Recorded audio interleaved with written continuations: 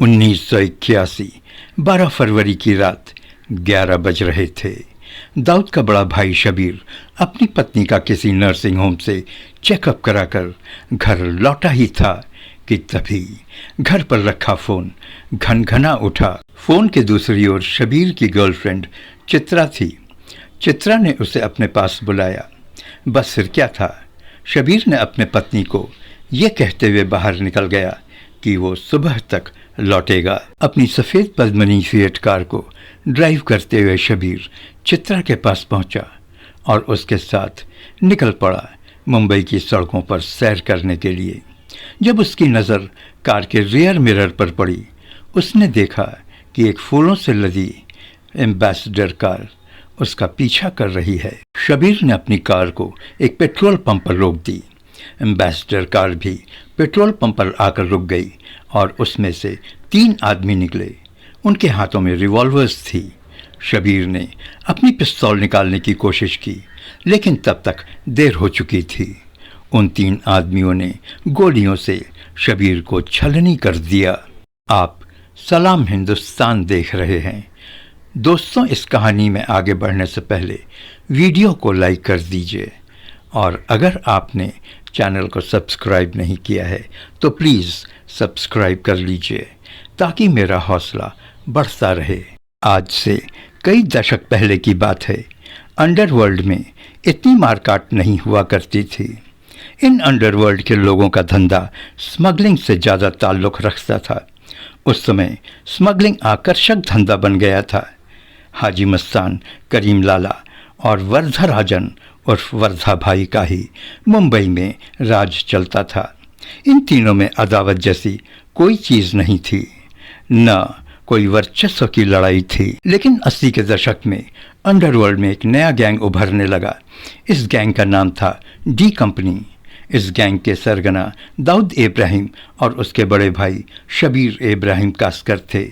करीम लाला का Pathan gang D gang के बढ़ते वर्चस्व को बर्दाश्त नहीं कर सकने की स्थिति में थे और इनके बीच दुश्मनी बढ़ती गई। 12 फरवरी 1981 की रात अपने गर्लफ्रेंड चित्रा के बुलाने पर शबीर उसके घर जाता है, लेकिन एक पेट्रोल पंप पर गोली मारकर उसकी हत्या कर दी जाती है। कहा जाता है कि इस हत्याकांड के बाद मुंबई अंडरवर्ल्ड पूरी तरह से बदल गया था।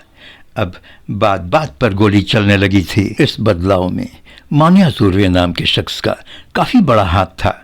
मान्या सुर्वे का पूरा नाम मनोहर अर्जुन सुर्वे था। मनोहर रत्नागिरी का रहने वाला था, लेकिन 8 साल की छोटी उम्र में मुंबई के एलिफिंस्टन रोड में आकर रहने लगा था। मनोहर पढ़ने में काफ़ी तेज था। मनोहर को अंडरवर्ल्ड का पहला पढ़ा लिखा डॉन बताया जाता है। उसने ग्रेजुएशन में केमिस्ट्री लेकर 78% मार्क्स हासिल किए थे। लेकिन मनोहर अर्जुन सुर्वे को तो अंडरवर्ल्ड में मान्या सुर्वे बनना था। 1969 में उस पर हत्या का इल्ज़ाम लगता है और उसे आजीवन कारावास की सज़ा हो जाती है। लेकिन कहा जाता है कि उसने ये हत्या नहीं की थी और उसे झूठा फंसाया गया था। उसे यरवद्दा जेल भेज दिया गया। वहाँ से उसे रत्नागिरी जेल भेजा गया, लेकिन रत्नागिरी जेल उसे रोक नहीं सकी। मान्या ने जेल में भूख हड़ताल कर दी। इस दौरान उसका 20 किलो वजन घट गया। जेल अधिकारियों ने घबराकर उसे अस्पताल में भर्ती करवा दिया और एक दिन मौका पाकर वो जेल से फरार हो गया। लंबे 9 साल जेल में रहने के बाद मान्या मुंबई लौटता है और अपना एक गैंग बना लेता है। इस गैंग में उसके 2 सिपहसालार थे। पहला शेख मुनीर धरावी से और दूसरा विष्णु पाटिल डोंबिवली से। बाद में मार्च 1980 में उसके गैंग में उदय शेट्टी नाम का एक और क्रिमिनल जुड़ता है। जिंदा तो रहना था। जिंदा रहने के लिए पैसों की ज़रूरत होती है। उसने लूटमारी का काम शुरू कर दिया। चोरी के एम्बेसडर कार में वो लक्ष्मी ट्रेडिंग कंपनी पहुंचा और उसने 5,000 रुपए की लूट की। अपने साथी शेख मुनीर के दुश्मन शेख अजीज़ की हत्या कर दी और इस तरह से उसने कई लूट और हत्या को अंजाम दिया। उसने कनारा बैंक के ब्रांच से 1.6 लाख रुपए लूट लिया था। उसने सरकारी दूध स्कीम से पैसे लूटे।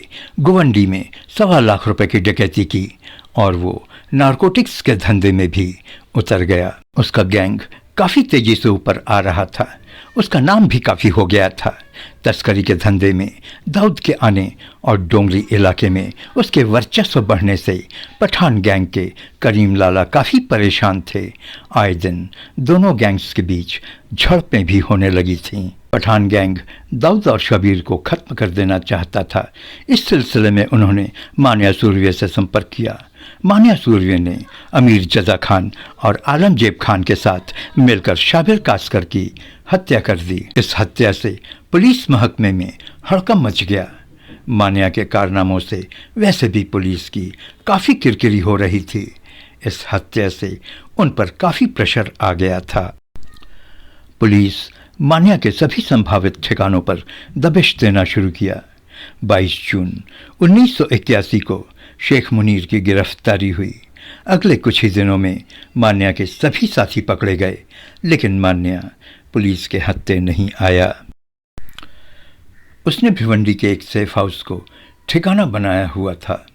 पुलिस ने वहां भी धाड़ मारी, लेकिन मान्या वहां नहीं मिला। हाँ, कुछ ग्रेनेड और रिवॉल्वर की वहां बरामदगी जरूर हुई। मान्या को पकड़ने के लिए 3 ऑफिसर्स की एक स्पेशल टीम बनाई गई।